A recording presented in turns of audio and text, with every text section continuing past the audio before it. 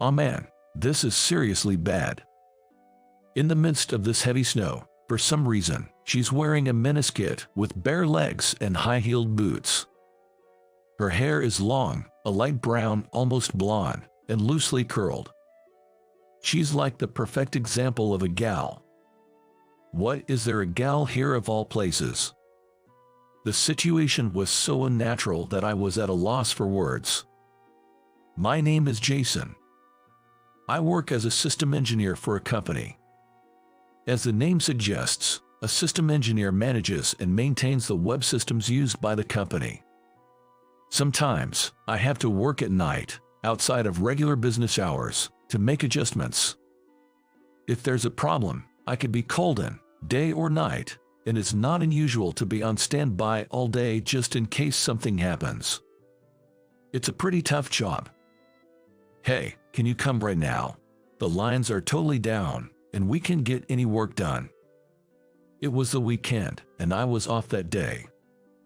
However, in the evening, my boss, Mitch, called me in. Mitch is a self-centered guy who bosses people around as he sees fit. He seems to think that as long as he's okay, that's all that matters.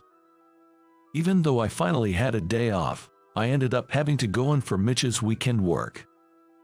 Due to the cold wave since yesterday, the weather this weekend was unfortunate. I drove to the office since I didn't know what time it would end. Eventually, it was close to 9 p.m. when we finished. Outside, it was heavily snowing, and the snow had already piled up, with hardly anyone around. "You have a car, right? Give me a ride." Mitch, who had finished getting ready before me, said that as if it were obvious. According to the online news, the trains were all delayed, and the stations were overflowing with people. Mitch's house is in the opposite direction from mine, but in this situation, I probably wouldn't be able to go home without giving him a ride. Reluctantly, I decided to drive him home. But I was too optimistic. When we went outside, the snow was nearly knee-deep, and there was a wind like a hurricane. Also, perhaps due to the wind direction, there was a pile of snow near the entrance of the parking lot. The lack of other cars might be a factor. In a panic, I went back to the office and took 2 shovels, Wellingtons, and rubber gloves from the janitor's locker. First, I have to shovel the snow to get the car out. "Mitch, can you help me out here?" Me. "Why? It's your car, you do it."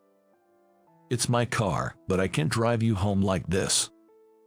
Saying that, Mitch reluctantly picked up a shovel and began to move the snow little by little, without much enthusiasm. The snow kept piling up as soon as we cleared it. Due to the extreme cold and wetness, we silently shoveled away until we cleared enough space for the car, but Mitch didn't even bother to put away the tools and quickly got into the car. He even had the audacity to start the engine and turn on the heater. I sighed and put them away for both of us. I left the wet tools propped against a nearby wall to dry. When I got back to the car, Mitch was glaring at me, saying, "You're slow, you slug." At this point, his self-centeredness was almost refreshing. However, just as we were about to finally get in the car and leave, we heard a sound. It sounded like a car horn.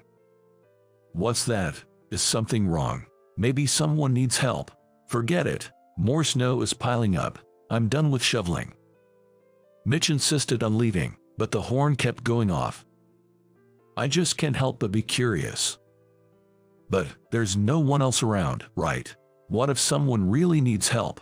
Thinking that no one would come to help in such a situation, I couldn't stay put and went back outside the car. Inside, Mitch was yelling, "I'm not helping. Do whatever you want." But I grabbed the shovel, Wellingtons, and rubber gloves I had left out to dry and dashed into the heavy snow. Following the sound of the alarm, I eventually find a car half buried in snow. It's parked in an open lot and is in a terrible state. And standing nearby is a young woman. In this heavy snow, she's inexplicably wearing a miniskirt with bare legs and high-heeled boots. Her hair is long, a light brown, almost blonde, and loosely curled. She looks like the perfect example of a gal. Oh man, this is seriously bad. The gal is putting her hands in her pockets and checking the contents of her bag over and over. What's wrong? The car won't open. It looks like I lost my key or something. It's really bad, right? Wait, if you don't have the key, the car won't move, right? Probably, the car's security system was triggered when she tried to open the door without the key, causing the alarm to go off. Not understanding this, or maybe because she's panicking, she keeps trying to open the door, and the alarm won't stop. For now, I tell the gal not to touch the door and think about what to do. In the snow, it's impossible to look for the key, and with the car so buried, shoveling it out will take a lot of time. When I ask where she needs to go, it turns out it's near Mitch's house. Since she can come to pick up her car tomorrow, I decide to give her a ride in my car. While walking back to my car, I chat a bit with the woman. Her name is Ashley. Her grandfather, who is in the hospital, is not in life-threatening condition, but she got a call saying he wasn't feeling well and rushed over in the heavy snow. Her grandmother and mother are busy with work, so she often helps out with her grandfather's care and household chores. She's also interested in caregiving and is studying to become a care manager. I was really doted on by my grandpa, and since my grandma and mom are working, it's just natural for me to help out, she says casually, without bragging about something quite extraordinary. Judging by her appearance and the way she talks, I had assumed she was frivolous and feel guilty about it. Really? That's impressive. Sorry, I just looked at your appearance and thought you were just some gal. I honestly say that and apologize for my misunderstanding. For real, that's crazy, but everyone thinks that, so it's fine. I'm a gal after all. She laughs off brightly. More importantly, I'm going to post this on social media, so take a picture of me. She starts taking pictures with the heavy snow in the background. Let's take one together as a memory. I'll cover your face. She includes me in the picture. She immediately edits the photo and posts it on social media with the caption, "This snow is crazy." I'm relatively young myself, but I wouldn't think to do something like that. I haven't had many opportunities to interact with someone like Ashley, but it's refreshing and quite interesting. You're so slow. What were you doing? The snow must have piled up again. When I return to my car, Mitch is furious, having to wait. Moreover, the entrance of the parking lot is starting to get buried in snow again. I admit we're late, but his attitude is unacceptable. Still sitting in the car, demanding me to hurry up and clear the snow, Ashley sees right through Mitch and says, "What's with this old guy? If he wants it done faster, he should help too." Who is this silly girl? I'm a department head, his boss. I don't care, you're not my boss. Maybe you should quit a company with such a boss. Want to come work at my grandma's company? Ashley rebukes Mitch sharply while helping with the snow shoveling. Their back and forth is almost like a comedy duo, and it lightens the mood. I say, "Wow, your grandma is a president. That's impressive." "Right. I may not look like it, but I'm a princess," Ashley jokes. Then Mitch got mad at me again. "Just do it. Hurry up." While repeating this process, I somehow finish shoveling the snow and drive them, calming the two who are still bantering in the car. After that, Mitch starts to see me as someone who can handle troublesome people effectively. A few days later, when the snow had completely melted, Mitch calls me in. This time, it's during regular business hours. Thinking it might be another system issue, I head over, only to be told, "There's a complaint from a major client. Handle it." Why me, an engineer? Then, bringing up Ashley, he says, "You're good with difficult people, right? Just handle them like you did with that girl the other day," making an unreasonable request. Even though I argue that this situation is different, I'm somehow persuaded and end up going to the client with Mitch. The client is a company we do a lot of business with. Today, President Thompson, the head of the company, will handle the matter personally. I hear that President Thompson is a tough and renowned woman in her 60s. Feeling nervous, I'm led to the reception room. When President Thompson arrives, she looks at me and says, I've seen you somewhere, but I have no recollection of her. Still, she seems intrigued and examines my face closely. Well, today I brought Jason, our customer relations specialist," says Mitch, making up a non-existent department name and intending to leave everything to me, an engineer. Moreover, the complaint is about a sales-related issue, completely unrelated to me, and I have no idea what's going on. As I'm wondering what to do, President Thompson suddenly says, "I remember," and shows me her phone. There's a photo of me and Ashley on it. "The other day, in the snow, my granddaughter sent this to me. This is you, right? Your granddaughter?" "Yes," called Ashley. Turns out, Ashley is President Thompson's granddaughter. Since her childhood, Ashley, interested in fashion and hairstyles, used to wear and create her own unique styles, often attracting attention from her peers and school for her distinctive ideas. Starting around middle school, she embraced the gal style, drawing even colder judgment from society, often judged solely by her appearance without anyone bothering to understand her. However, on the day she met me, she happily told her grandmother, "I met such a nice guy. He helped me with shoveling snow and even gave me a ride home when I was in trouble. It's the first time someone outside my family has been so kind." She was thrilled and sent our photo to President Thompson.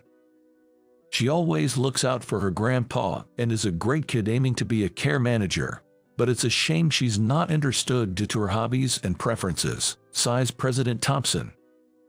At first, I thought, why is she dressed like that? But she hasn't changed since she was little. I was embarrassed to have thought that about my granddaughter. You're the first to really see her for who she is. She seemed so happy. I want to thank you for that. Really, thank you. She expresses her gratitude. Then, glaring at Mitch, she says, "And I heard from Ashley that you're an engineer. The original person in charge should be Mitch here, right?" Seeing right through him. It seems she has always had a lack of trust in Mitch's casual approach. Meanwhile, Mitch turns pale upon hearing what President Thompson had to say. He must be regretting speaking ill of the president's granddaughter. Then, Mitch's phone rings. It's a call from the company, and Mitch's complexion worsens even more upon answering. Apparently, a video that seems to feature Mitch has been posted on social media. The video, uploaded from Ashley's account, shows the interior of my car on that snowy day. Though the faces are hidden, it's clear that it's from when I was driving Mitch and Ashley. What's up with this gal? What a waste of time helping someone like her. I'd like to see what her parents look like. Such a foolish girl. Mitch is caught on video hurling insults at me and Ashley. The comments are overwhelmingly critical, saying things like, "That's awful. I wouldn't want a boss like that," and it's become a hot topic on social media. A colleague who was checking social media for work found this video and recognized Mitch's voice, suit, and attitude. The office is abuzz with this rumor. You always blame others when things go wrong. As someone in a position of authority, you should take responsibility for your actions. I'll tell Ashley to delete the video, so make sure you apologize properly. Upon hearing this, President Thompson advised Mitch, who trembled and nodded repeatedly. When President Thompson contacts Ashley, she gets frustrated immediately. Upon being told about the social media post, Ashley says, "That one. I just deleted it. I was a bit annoyed when I posted it, but maybe it was rash," showing signs of regret. Right now, the person in question is right in front of me. I'll hand over the phone so you can talk, she says, offering the phone to Mitch. Mitch hesitantly takes the phone and starts speaking. "I went too far, and I'm sorry. I judged you without knowing anything about you, just based on your appearance. It's okay, really. Everyone does that, but with that kind of attitude, you'll be disliked by people like that guy or those you work with. You're a big shot, right? You've got to value people.